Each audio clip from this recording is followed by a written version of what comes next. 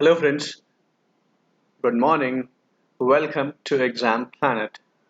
So, today is 24th of June and today we will be discussing all the banking related news, all the banking awareness section of the upcoming bank exam, right? So, without wasting any time, let's start our video. अगर कोई भी doubt हो तो आप comment section में पूछ सकते हो मेरे से, ठीक है? और सब्सक्राइबर बढ़ाओ यार, सब्सक्राइबर बिल्कुल नहीं बढ़ रहे, क्या कर रहे हो यार आप लोग? सीरियसली। चलो ठीक है, फटाफट वीडियो स्टार्ट करते हैं यार, बहुत सारी खबरें हैं आज तो।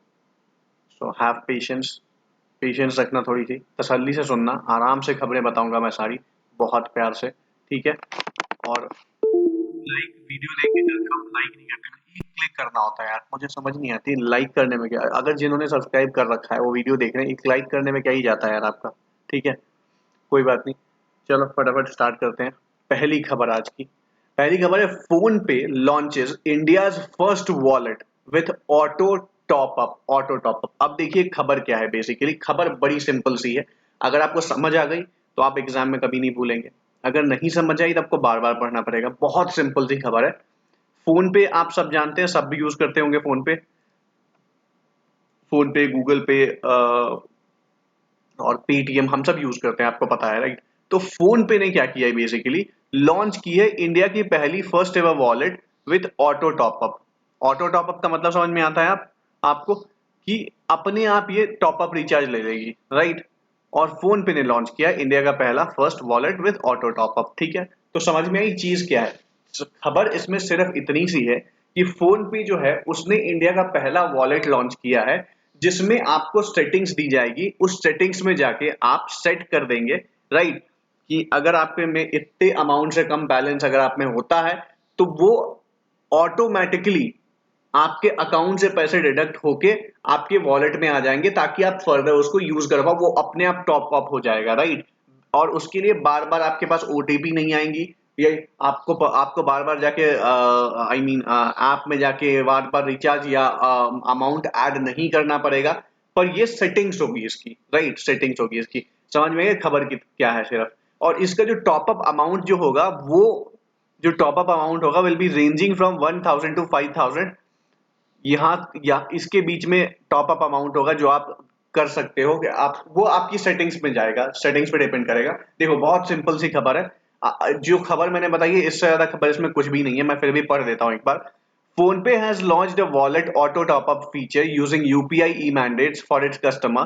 This feature allows PhonePe customer to set up a UPI e-mandate once, after which PhonePe will automatically top up their wallet balance when it falls below a minimum level। वही मैंने बोला ना कि इसमें ऑलरेडी एक अमाउंट सेट कर दिया जाएगा, उसमें बोला जाएगा अगर आपके वॉलेट में मान लो आपने 500 रुपए फिक्स कर दिए, तो उसमें जैसे ही होगा आपने सेट किया कि अगर मेरे अकाउंट में, मेरे वॉलेट में 500 रुपए से कम होते हैं तो directly recharge it will 2000 rupees. फर्ज करिए, फर्ज करो आप 1000 से 5000 के बीच का अमाउंट है, कोई भी डाल सकते हो, वेदर इट्स 1000 2000 2500 3500 और कुछ भी डाल सकते हो।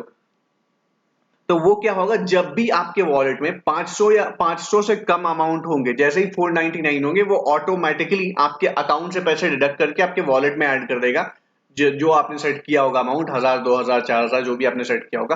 5000 से ऊपर नहीं कर सकते हैं आप, और 1000 से कम नहीं कर सकते हैं आप, right? This means PhonePe customers can now make multiple payments using their wallet without having to top up their wallet balance manually each time। तो वही है, इसका फायदा ये होगा कि बेसिकली कि फोन पे के जो कस्टमर्स हैं उनको बार बार किसी को पेमेंट करने के लिए बार बार अपने वॉलेट में मनी ऐड करने की जरूरत नहीं पड़ेगी। Once the UPI e mandate has been set, एक बार अगर आपने ये सेट कर दिया अपनी सेटिंग्स में जाके, एक सेटिंग्स वहां पे ऑप्शन में हो दी जाएगी नए में, ठीक है? तो users don't need to enter any PIN और wait for an OTP each time they want to load their wallets और मेक अ पेमेंट, ठीक है? तो इसका फायदा ये हो कि बार बार उनको मैनुअली उसमें एंटर नहीं करना पड़ेगा, मैनुअली पैसे ऐड नहीं करने पड़ेंगे, और ओटीपी के लिए वेट नहीं करना पड़ेगा बार बार, क्योंकि एक बार ओटीपी आपसे मांगेगा, आपने एंटर कर दिया, ठीक है? तो वो अपने आप 5000 तक का अमाउंट, 1000 से 5000 के बीच का अमाउंट अपने आप उसमें लोड कर देगा, राइट? अब वो चाहिए क्या इसमें, all they need to do is click on the top up icon, ठीक है? पहली बारी में क्या करना है, याद रखिए, आपको टॉप अप आइकन पे क्लिक करना in the wallet section of the PhonePe app home page, enter an amount of this choice to be topped up, अपना एक अमाउंट एंटर कीजिए 1000 से 5000 के बीच में जितना आपको टॉप अप करना है। A popup will be automatically shown, एक पॉपअप ऑटोमेटिकली सामने आ जाएगा to the customer to enable auto top up, कि आप ऑटो टॉप अप इसमें इनेबल करना चाहते हैं या नहीं करना चाहते। अगर आप करना चाहते हैं तो you should click okay. Customers need to enter the auto top up amount, जैसे आप ओके करोगे वो आपसे अमाउंट पूछेगा कितना टॉप अप आप हर महीने का, हर महीने या हर टाइम पे करना चाहते हो, तो आप 1000 से 5000 के बीच का डाल सकते हो उसमें on the top up. And set up top up wallet option at the bottom of the screen, enter the UPI pin, और उसके बाद setup top up wallet option में जाएंगे, वहां पे आप यूपीआई पिन एंटर करेंगे, यूपीआई, फिर आपके पास एक ओटीपी आई, आपने ओटीपी डाला और वो सेट हो जाएगा। On successful confirmation from the customer's bank the wallet gets recharge for the chosen amount instantly and an auto top up mandate is created, और जैसे ही इसके बाद आपका जो रिचार्ज आप कर रहे थे, जो आप ऐड कर रहे थे पैसे, वो ऐड हो जाएंगे। इसका मतलब ये वो पैसे भी ऐड हो गए हैं और आपका ऑटो टॉप अप वाला सिस्टम भी ऐड हो गया है, नेक्स्ट टाइम से आपको ऐड नहीं करना पड़ेगा, which is a very good feature. I hope आपको समझ में आ गई होगी ये। चलो अगले स्लाइड पे चलते हैं। India second only to Turkey in share of central bank surplus transfer. Okay okay okay, आप सोच रहे होंगे क्या लिख दिया गया है, समझिए। खबर सिर्फ इतनी सी है, आपको पता होगा पिछले 1-2 सालों में जो सरकार जो है वो आरबीआई पर दबाव बनाती है कि भाई हमें अपने सरप्लस का एक हिस्सा दो, राइट। हालांकि ये थोड़ा सा गलत है मेरे पर्सपेक्टिव में, because what I personally feel कि ये ऐसा ही होता है कि जब आप अपने रिजर्व्स खर्च करना शुरू कर देते हो ना, इट मींस, जैसे बोलते हैं ना हमारे लोकल लैंग्वेज में बोलते हैं कि अगर अगर आपने जो प्रॉपर्टी बनाई है पहले, मान लो, या आपकी जो व्हाट इनहेरिटेंट प्रॉपर्टी है, जो आपके खानदानी की प्रॉपर्टी है, जमीन है, जो भी है आपको, अगर आप वो बेच के खाना शुरू कर दो ना, इट मींस आपके बुरे दिन आ गए हैं। वही सेम चीज है कि RBI is basically the inherited property, right. वहां से अगर आप पैसे लूट के अपने, नॉट लूट के, बट वहां से अगर आपको पैसे लेके देश चलाना पड़ जाए, it means your condition is not good, right, because ऐसा पहले नहीं हुआ करता था। ठीक है, I am not saying which government is good और which government is not good, but आप अपने रिजर्व्स ले लेके उसको खर्च कर रहे हो। जो आरबीआई का एक रिजर्व होता है, आरबीआई मैंडेट करती है, वो किसी के पर्सनल पॉकेट में नहीं जाना है, वो गवर्नमेंट का ही पैसा है, वो हमारी सरकार के पास ही रहना है, राइट, बट वो आरबीआई के खजाने में होता था। तो आप वहां से हर साल एक बड़ा हिस्सा ले रहे हो, ठीक है। हालांकि मैं ये नहीं बोल रहा हूँ पहले नहीं लिया जाता होगा, लिया जाता होगा, बट रेगुलरली आप हर साल ले रहे हो, ठीक है। उसके बाद आप एक बहुत बड़ा हिस्सा ले रहे हो, ठीक है, बहुत बड़ा हिस्सा, विच इज नॉट गुड, ठीक है, क्योंकि फिर आरबीआई के पास पैसे नहीं बचते हैं बहुत ज्यादा, ठीक है। तो अब इसमें ये पूछा गया है, अब इसमें ये बोला गया कि टर्की के बाद इंडिया सेकेंड कंट्री बन गई है जो जो सबसे ज्यादा पैसे अपने सेंट्रल बैंक से लेती है। हालांकि 2020 में इंडिया चौथे नंबर पे थी, अभी 2021 में इंडिया जो है, हालांकि 2020 में इंडिया चौथे पे थी, अभी अभी सेकंड नंबर पे आ गई टर्की के बाद। तो देखिए क्या लिखा गया, the Reserve Bank of India was second only to Turkey in terms of reserve transfer to the government as a percentage of gross domestic product for the fiscal year 2020-21। In financial year 20 the RBI stood at fourth when ranked of the, okay वही मैंने बोला, 2020 में चौथे पे थी, अभी 2021 में second पे आ गई है, विच इज वेरी बैड, बहुत बुरा है। आप ये मत सोचिए रैंक बढ़ गई है, रैंक बढ़ने का मतलब यहाँ पे ये है कि और पैसे वो लिए जा रहे हैं आरबीआई से, ठीक है। Last month RBI transferred 99,122 crore surplus to the government. आपको याद है ना, 99,122 करोड़ सरप्लस जो है इन्होंने आरबीआई से ले लिए हैं। क्या आपको पता है कि उर्जित पटेल और ये सब लोग, इन्होंने इसी वजह से इस्तीफा दिया था, बिकॉज दे वर सेइंग कि ये गलत है, सरकार इतने पैसे आरबीआई से नहीं ले सकती, राइट। इसी वजह से उर्जित पटेल, और उर्जित पटेल खुश नहीं थे इससे। जो उससे पहले हमारे गवर्नर थे Raghuram Rajan, he was not happy with the government attitude, right.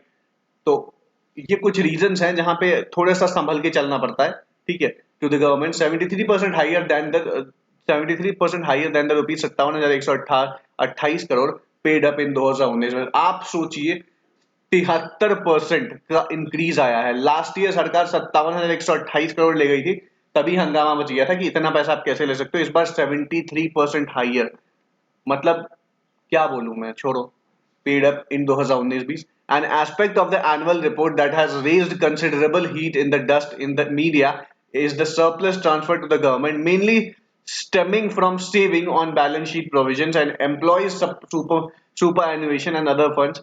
The surplus constitutes just 0.4% of GDP, the RBI said. और उन्होंने बोला कि surplus जो है, आपको पता है कि surplus जो है कितना होना चाहिए? ये सरप्लस सिर्फ 0.44% है जीडीपी का।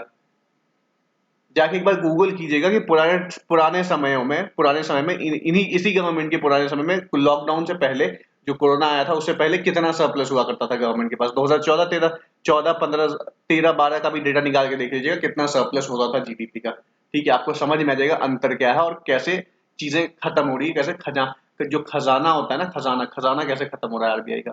The State of the Economy report published by the RBI said that the surplus transfer ratio was low enough to enable the central bank to conduct monetary policy free of fiscal dominance। ठीक है, तो चलिए आपको I hope समझ में आ गई होगी। खबर सिर्फ इतनी सी कि इंडिया जो है वो टर्की के बाद सेकंड नंबर पे है जो अपने आरबीआई से इतना पैसा लेती है। दैट इज जो भी उसका ये कैसे काउंट होता है, ये परसेंटेज के बेस में काउंट होता है कि आपके पास कितने बनते हैं, उसका कितना परसेंट आप ले जाते हो। Right, let's move to the third slide. RBI imposes 23 lakh penalty on 3 cooperative banks. RBI ने 3 कोऑपरेटिव बैंक्स है उसके ऊपर 23 लाख रुपए की पेनल्टी लगाई है। अब कौन कौन सी है ये? तो RBI has imposed a penalty of 23 lakhs on 3 cooperative banks including for contravention of various norms. अलग अलग तरीकों से अलग अलग चीजों में जो वो गलत कर रहे थे उसको लेकर उनके ऊपर पेनल्टी लगाई गई है। मोगावीरा कोऑपरेटिव बैंक जो है ये एक महाराष्ट्र बेस्ड बैंक है, इस पे 12 लाख रुपए की पेनल्टी लगाई गई है। ठीक है, Mogaveera cooperative bank. Indapur urban cooperative bank पे 10 लाख रुपए की पेनल्टी लगाई गई है। इंदापुर अर्बन कोऑपरेटिव बैंक पे 10 लाख रुपए की पेनल्टी लगाई गई है। और वहीं बारामती सहजाकरी बैंक के ऊपर 1 लाख रुपए की पेनल्टी लगाई है। राइट, तो ये टोटल 3 बैंक है, तीनों बैंक के ऊपर डिफरेंट डिफरेंट 12 लाख, 10 लाख और 1 लाख रुपए की पेनल्टी लगाई गई है। After yearly review by RBI, yearly review जो आरबीआई ने किया, मेनी इरेगुलरिटीज वर फाउंड, बहुत सारी इरेगुलरिटीज जो है इनकी वर्किंग में पाई गई। And no intent was there to rectify all this. और बैंकों का कोई मकसद, कोई इंटेंट नहीं था कि हम इसको रेक्टिफाई करें या इसको सुधारें। That's why RBI imposed penalty on these banks। इसी वजह से आरबीआई ने ये पेनल्टी इनके ऊपर लगाई है। Let's move to the next slide. Paisa Bazaar, SBM bank announce to launch step up credit card. Paisa Bazaar ने और स्टेट बैंक ऑफ मॉरिशस ने मिलकर बोला है कि हम एक step up credit card launch करने जा रहे हैं। ठीक है, तो खबर क्या है समझिए। पैसा बाजार .com हम सबने सुना है, India largest lending market place and credit score platform, and SBM, that is State Bank of Mauritius, the youngest universal bank, today announced the launch of Step Up Credit Card, a credit builder product designed for consumer with limited access to formal credit due to ineligible credit score। Okay, basically किया क्या है समझिए। पैसा बाजार ने SBM bank के साथ मिलके एक step up credit card launch किया है। इसका मकसद क्या है, किस जनता को, किस पर्टिकुलर सेगमेंट को केटर करने के लिए किया गया है। देखो होता क्या है कि आपको लोन नहीं मिलता, आपको क्रेडिट कार्ड नहीं मिलता अगर आपका क्रेडिट स्कोर अच्छा नहीं है। और क्रेडिट स्कोर नापने वाली एक कंपनी है पैसा बाजार जो क्रेडिट स्कोर देती है लोगों को। तो आपको यह बताया गया है कि बहुत सारे ऐसे लोग होते हैं जिन्होंने जिंदगी में कभी लोन नहीं लिए, तो उनका क्रेडिट स्कोर कुछ नहीं होता। और जिन्होंने लोन लिए हैं और जो चुका नहीं पाए हैं या चुका तो दिया है बट वो मतलब अमाउंट किसी महीने ईएमआई पे कर रहे हैं, किसी महीने पे कर रहे हैं, तो उनकी जो स्कोर होती है ना, आई मीन जो उनका स्कोर होता है वो बहुत खराब हो जाता है। क्रेडिट स्कोर जो होता है वो उनका बहुत खराब हो जाता है।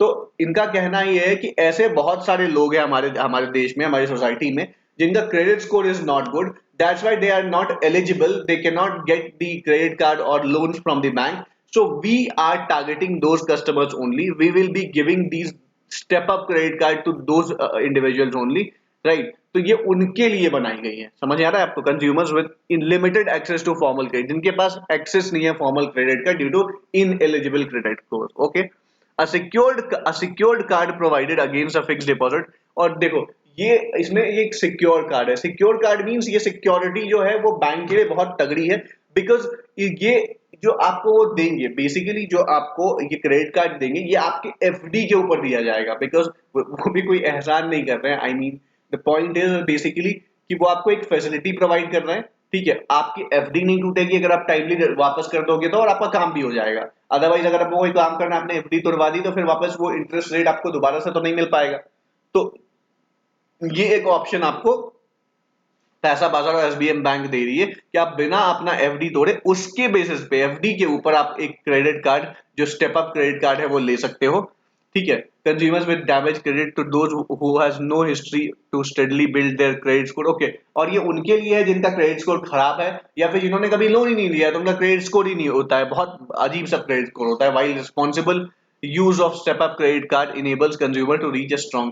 और अगर आपने क्रेडिट कार्ड जो हमने दिया है स्टेप अप क्रेडिट कार्ड, उसका अच्छा यूज किया, तो उनका जो क्रेडिट स्कोर है वो बढ़ जाता है या बन जाता है. It also allows them to enjoy benefits of credit card and earn strong returns on their fixed deposit. ये एक साथ दोनों काम करता है आपको. एक तो आपको क्रेडिट कार्ड की फैसिलिटी प्रोवाइड करता है, दूसरी तरफ आपका जो अमाउंट है उस पर इंटरेस्ट लगातार बनता रहेगा. Right, a secured card provide. ठीक है, समझ आया. It is the first product to be launch under Paisa Bazaar neo lending strategy. पैसा बाजार की नियो लेंडिंग स्ट्रेटजी के अंतर्गत लॉन्च होने वाला ये पहला प्रोडक्ट है, इसलिए ये बहुत ज्यादा इंपॉर्टेंट है. ठीक है, जस्ट गिव मी 1 सेकेंड.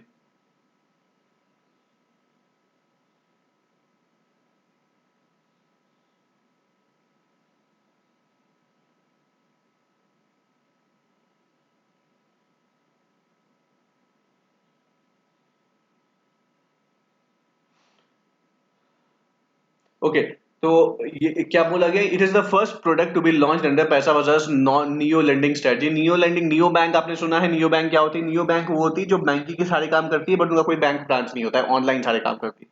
तो वैसे ही नियो लेंडिंग का ये पहला है. इसमें भी कोई फिजिकली आपको अपीयरेंस नहीं मिलेगी, आप सब कुछ ऑनलाइन अप्लाई करोगे, ऑनलाइन आपको कार्ड मिल जाएगा. ठीक है, तो ये पहला प्रोडक्ट है. One can get the card by just applying on paisabazar.com. on paisabazar.com पे आप सिर्फ अप्लाई कर सकते हो. Platform through a completely digital and paperless process with instant issuance and activation. आप paisabazar.com पे इसको अप्लाई करते हो, अगर आप एलिजिबल होते हो, आपकी सारी चीजें वहां से अप्रूव होती है, तो आपको इंस्टेंटली कार्ड इश्यू हो जाएगा with activation. It has joining fee of rupees 500 रुपए की ज्वाइनिंग फी है इसमें. अगर आप इसको ज्वाइन करना चाहते हो, ये स्टेप अप कार्ड के लिए अप्लाई करना चाहते हो, तो 500 रुपए क्रेडिट आपको फी लगेगी. And the credit limit under the card is about 83% of customers FD amount. Okay, और जो आपके ऊपर जो चार्ज किया जाए, आपको जो क्रेडिट लिमिट दी जाएगी वो 83% ऑफ योर एफडी अमाउंट. अगर आपका 10,000 का एफडी है तो आपको 8,300 का मिल जाएगा. अगर आपका 1 लाख का है तो आपको 80,300 रुपए का मिल जाएगा. ठीक है, दिस इज 8.3%, 83% आपको मिलेगा.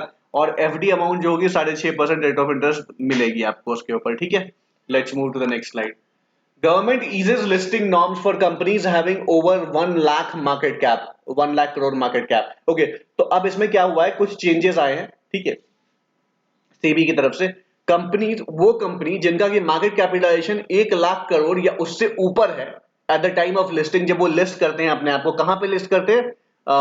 सेबी में लिस्ट करते हैं, बॉम्बे स्टॉक एक्सचेंज में लिस्ट करते हैं. कैन नाउ सेल जस्ट, तो अब वो सिर्फ अपना 5% जो है ऑफ देयर शेयर्स वही बेच सकते हैं. Can now sell just 5% of their shares with the latest amendment in rules. अभी जो नया नया रूल अमेंड हुआ है उसके तहत ऐसी ऐसी कंपनी जो अपने आप को लिस्ट करना चाहती है, ठीक है, और उसकी वैल्यू जो है 1 लाख करोड़ मार्केट कैपिटलाइजेशन से ज्यादा है, 1 लाख करोड़ या उससे ज्यादा है, तो उसको 5% जो वैल्यू है, 5% वैल्यू का ही क्या इशू करने का मौका मिलेगा. Right, only 5%, 1 lakh crore. Now still just 5% of their shares, अपने 5% शेयर्स ही वो बेच पाएंगे.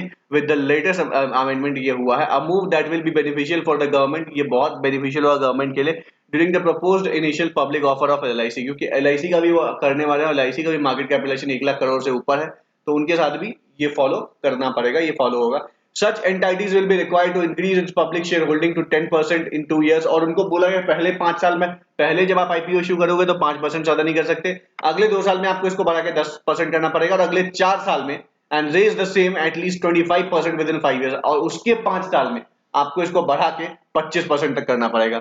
It will be beneficial to the government of India for the proposed IPO of LIC. और ये एलआईसी वाले में बहुत मदद करेगी गवर्नमेंट ऑफ इंडिया के. According to him the whole amendment is progressive amendment to recognize that Indian companies are now bigger than they previously were.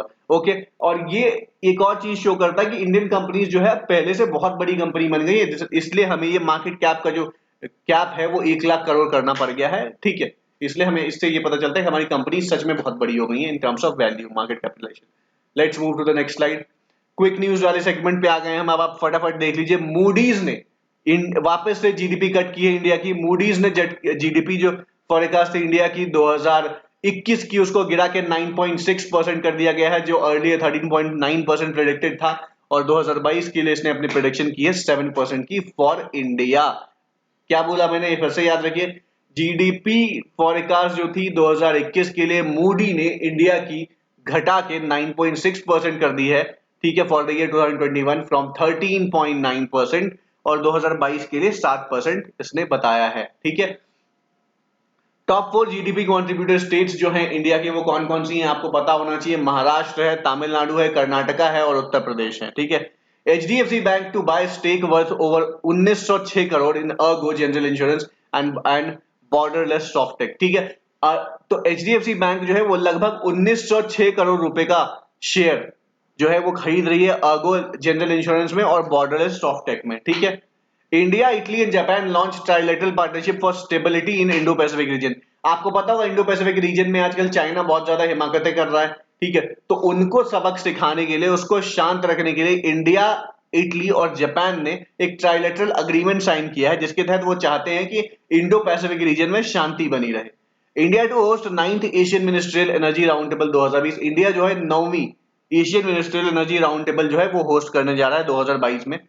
Inward investment statistics for 2021-22 released by the Department of International Trade UK। Inward investment statistics जो है ये नाम है उसका, for 2020-21 released by the department of international trade, DIT ने release की है UK की। इसमें बोला गया है कि इंडिया ने अपना सेकंड पोजीशन बरकरार रखा है किस चीज में, एफडीआई टू यूके, मतलब यूके में जो फॉरेन डायरेक्ट इन्वेस्टमेंट आती है उसमें इंडिया सेकंड नंबर पे है, बनी हुई है, राइट।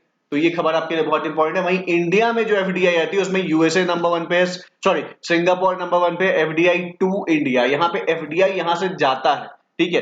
एफडीआई यहाँ से जाने में और यूके में इंडिया जो है वो सबसे ज्यादा इन्वेस्टमेंट करता है, यूके में वो सेकंड नंबर पे है। और इंडिया में जो फॉरेन डायरेक्ट इन्वेस्टमेंट आती है, हम ये भेज रहे हैं यूके, जो आती है उसमें सबसे ऊपर सिंगापुर है, followed by USA, followed by Mauritius. Cool. तो आई होप आपको ये वीडियो पसंद आई होगी। वीडियो पसंद आई हो तो do like the video, subscribe it, share with it your friends. अगर वीडियो पसंद आई हो तो शेयर कीजिए, and if there is any confusion please let me know in the comment section. Please comment it if there's any confusion. If you want anything, if you want any video on some other topic, please write it down in comment section, right? And do like the video and make sure you subscribe the channel. Without subscribing, don't go without subscribing the channel. This is not a good thing, right? We are working very hard for you guys, so we deserve something better. We deserve at least a subscription, right? कल परसों से एक भी subscriber नहीं बढ़ा है, which is very very, बहुत दुख होता है ऐसा जब आप करते हो तो, राइट। और जो लोग सब्सक्राइब किए हुए हैं, जो लोग देखते हैं, please please please, I am telling you, please do like the video before leaving the video, and please watch the entire video for a better result, right. So thank you so much for today. See you soon. See you soon. I'll see you tomorrow with a new video, 25th June video, and I'll try my best कि आज शाम तक मैं आपको static banking की एक video दे दूंगा. So be ready for the static. और मेरे पास एमसीक्यूज बहुत सारे हैं स्टैटिक के, मैं भाई बता रहा हूँ आपको, 100-150 से ज्यादा एमसीक्यूज हैं जो रेगुलरली पूछे जाते हैं।